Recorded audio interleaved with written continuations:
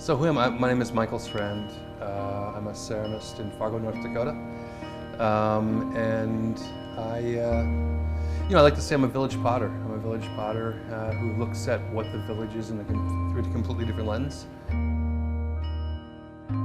I opened up the cabinet in my kitchen, and there's this plastic cactus martini glass. And I realized I hadn't used this glass for about 10 years, this cup. And I hadn't thrown it away, and there was a reason why. And it really occurred to me, and this is the way I work as well, that this is something that everybody has. And so the Misfit Cup project essentially leverages the need to kind of move that out of your life in exchange for cups that I make.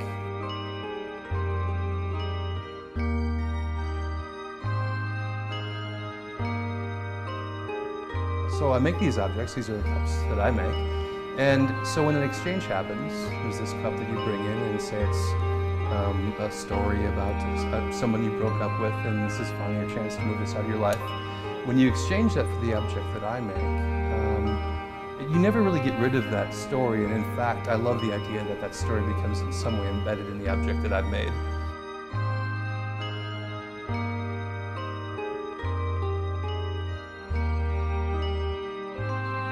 The story that I think a lot of people gravitate towards is the story of this ex-con.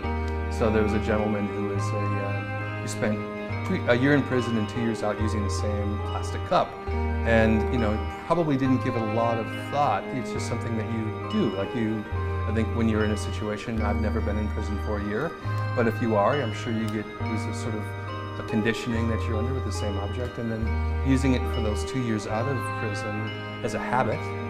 Right, this sort of habit of continually using this object. And he saw the announcement for the exhibition, and I love the fact that he brought that cup in and took that opportunity, as he said, to move on in his life by making this exchange.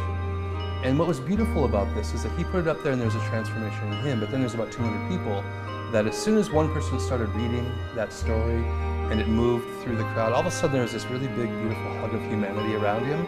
And I could see this transformation in this whole crowd around what is an ex-con. And it's one of my favorite moments as an artist is when I could actually kind of fade into the background and he became a star.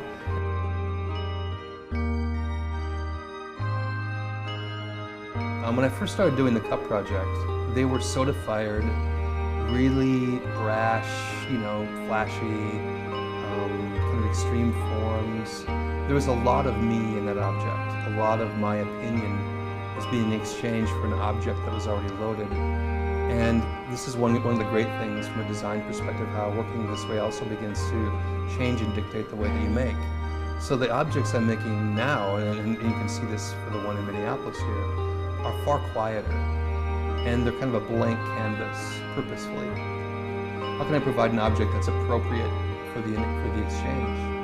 Which is a whole different way to think about making. And so these are the things that I get to learn by working this way.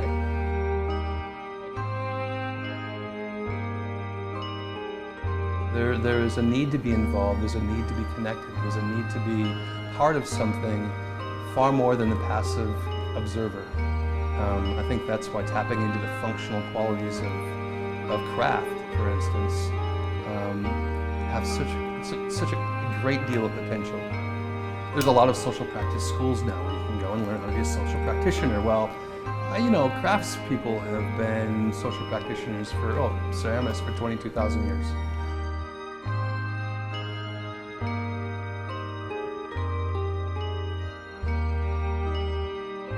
When you take something and you illuminate a common kind of occurrence in our daily lives, there's something about how that common occurrence begins to kind of bind and create a common thread among cultures. How can craft, how can art, how can object makers dig into that kind of way of developing meaning in objects? So it's no longer reflective, it is participatory. And in this case, really depends upon the kind of will and imagination of the people to kind of create a compelling